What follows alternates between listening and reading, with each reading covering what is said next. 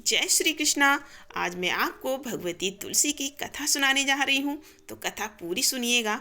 और माता तुलसी के लिए एक वीडियो का लाइक जरूर बनता है, इसलिए वीडियो को लाइक जरूर कीजिए। एक बार देवराज इंद्र देवगुरु बृहस्पति के साथ भगवान शिव का दर्शन करने आए। कैलाश पर महादेव ने दोनों की परीक्षा लेनी चाहिए, इसीलिए रूप बदलकर अवधूत बन गए। उनके शरीर पर कोई वस्त्र न था। उनका शरीर जलती हुई अग्नि के समान धधक रहा था और अत्यंत भयंकर नजर आ रहे थे। अवधूत दोनों के रास्ते में खड़े हो गए। इंद्र ने एक विचित्र पुरुष को रास्ते में खड़ा देखा तो चौंके। इंद्र को देवराज होने का गर्व घेरने लगा। उन्होंने उस भयंकर पुरुष से पूछा, तुम कौन हो? भगवान शिव अभी कैलाश पर विराज रहे हैं या कहीं भ्रमण पर हैं? मैं उनके दर्शन के लिए आया हूँ। इंद्र ने कई प्रश्न किए, लेकिन वह पुरुष योगियों के समान मौन ही रहे। इंद्र को लगा कि एक साधारण प्राणी उनका अपमान कर रहा है। उनके मन में देवराज होने का अहंकार उपजा, जो क्रोध में बदल गया। इंद्र ने कहा, मेरे बार बार अनुरोध पर भी तू कुछ नहीं बोलकर मेरा अपमान कर रहा है। मैं तुझे अभी दंड देता हूँ। ऐसा कहकर इंद्र ने वज्र उठा लिया। भगवान शिव ने वज्र को उसी समय स्तंभित यानी जड़ कर दिया। इंद्र की बाह अकड़ गई। भगवान अवधूत क्रोध से लाल हो गए। बृहस्पति उनके चेहरे पर आई क्रोध की ज्वाला को देखकर समझ गए कि ऐसा प्रचंड स्वरूप महादेव के अतिरिक्त किसी और का नहीं हो सकता। बृहस्पति स्तुति गाने लगे। उन्होंने इंद्र को भी महादेव के चरणों में लेटा दिया और बोले, प्रभु इंद्र आपके चरणों में पड़े हैं, आपके शरणागत हैं। आपके ललाट से प्रकट अग्नि इन्हें जलाने को बढ़ रही है। हम शरणागतों की रक्षा करें।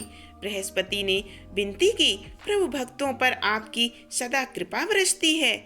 आप भक्त वत्सल हैं और सर्वसमर्थ हैं। आप इस तेज को कहीं और स्थान दे दीजिए ताकि इंद्र के प्राणों की रक्षा हो। भगवान रुद्र ने कहा, बृहस्पति मैं तुम पर बहुत प्रसन्न हूँ। इंद्र को जीवन दान देने के कारण तुम्हारा एक नाम जीव ही होगा। मेरे तीसरे नेत्र से प्रकट इस अग्नि का ताप देवता सहन नहीं कर सकते, इसीलिए मैं इसको बहुत दूर छोड़ूंगा। महादेव ने उस तेज को हाथ में धारण कर समुद्र में फेंक दिया। वहां फेंके जाते ही भगवान शिव का वह तेज तत्काल एक बालक के रूप में परिवर्तित हो गया, जिसका नाम जलंधर शंखचूड़ भी हुआ। शिव के तेज से उत्पन्न हुआ था, इस कारण परम शक्तियों से संपन्न था। वह देवों से भी ज्यादा शक्ति से संपन्न था। वह देवों से भी ज्यादा शक्तिवान था। वह उस तेज से पैदा हुआ था जो इंद्र को समाप्त करने वाला था, इसीलिए असुरों ने उसे अपना राज बनाया। अवधूत रूप में यह लीला करने के बाद महादेव अंतर्ध्यान हो गए। इंद्र के गर्व का भंजन भी हुआ और भगवान के दर्शन भी हुए। तुलसी जालंधर के नाम से पराक्रमी दैत्य राजा बना, जिसकी राजधानी का नाम जालंधर नगरी था। दैत्यराज कालनेमी की कन्या वृंदा का विवाह जालंधर से हुआ। जालंधर महाराक्षस था। अपनी सत्ता के मद में चूर उसने माता लक्ष्मी को पाने की कामना से युद्ध किया, परंतु समुद्र से ही उत्पन्न होने के कारण माता लक्ष्मी ने उसे अपने भाई के रूप में स्वीकार किया। वहां से पराजित होकर वह देवी पार्वती को पाने की लालसा से कैलाश पर्वत पर गया।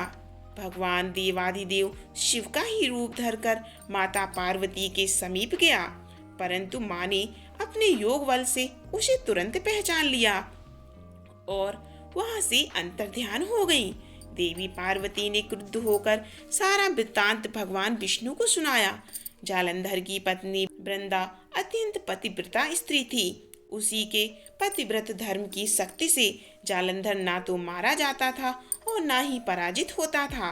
इसीलिए जालंधर का नाश करने के लिए वृंदा के पतिव्रत धर्म को भंग करना बहुत जरूरी था।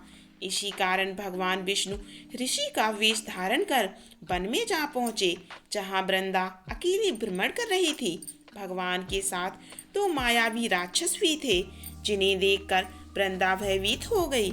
ऋषि ने वृंदा के सामने पल में दोनों को भस्म कर दिया। उनकी शक्ति देखकर वृंदा ने कैलाश पर्वत पर महादेव के साथ युद्ध कर रहे अपने पति जालंधर के बारे में पूछा। ऋषि ने अपने माया जाल से दो बानर प्रकट किए। एक बानर के हाथ में जालंधर का सिर था तथा दूसरे के हाथ में धड़। अपने पति की यह दशा देखकर वृंदा मूर्छित होकर गिर पड़ी। होश में आने पर उन्होंने ऋषि रूपी भगवान से विनती की वह उसके पति को जीवित करे। भगवान ने अपनी माया से पुनः जालंधर का सिर धड़ से जोड़ दिया, परंतु स्वयं भी वह उसी शरीर में प्रवेश कर गए। वृंदा को इस छल का जरा आभास न हुआ। जालंधर बने भगवान के साथ वृंदा पतिव्रता का व्यवहार करने लगी, जिससे उसका सतीत्व भंग हो गया। ऐसा होते ही वृंदा का पति जालंधर युद्ध में हार गया। इस सारी लीला का जब वृंदा को पता चला तो उसने क्रुद्ध होकर भगवान विष्णु को शिला होने का श्राप दे दिया तथा स्वयं सती हो गई। जहाँ वृंदा भस्म हुई वहाँ तुलसी का पौधा उगा। भगवान विष्णु ने वृंदा से कहा, हे वृंदा, तुम अपने सतीत्व के कारण मुझे लक्ष्मी से भी अधिक प्रिय हो गई हो। अब तुम तुलसी के रूप में सदा मेरे साथ रहोगी। जो मनुष्य भी मेरे शालिग्राम रूप के साथ तुलसी का विवाह करेगा उसे इस लोक और परलोक में विपुल यश प्राप्त होगा। जिस घर में तुलसी होती है वहाँ यम के दूत भी असमय नहीं जा सकते। गंगा व नर्मदा के जल में स्नान तथा तुलसी का पूजन बराबर माना जाता है।